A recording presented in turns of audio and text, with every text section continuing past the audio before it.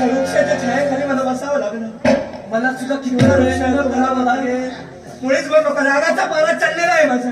काय वाटलं तुला? पण मला चुकलं काय? माझ्या प्रेमाची किंमत आहे तुला? माझ्या प्रेमाची किंमत नाही तुला? मुळीच नाही. म्हणजे तुझं ते प्रेम आणि माझं का?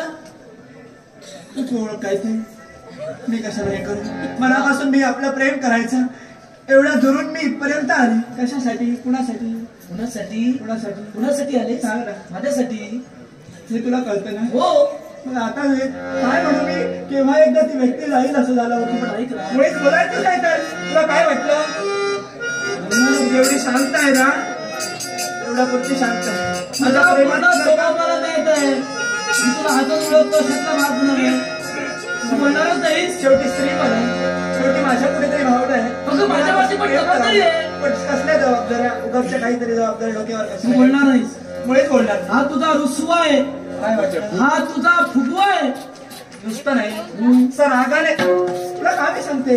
जास्त राग बरं नाही माणसाला. असू दे माझे काय सांगते.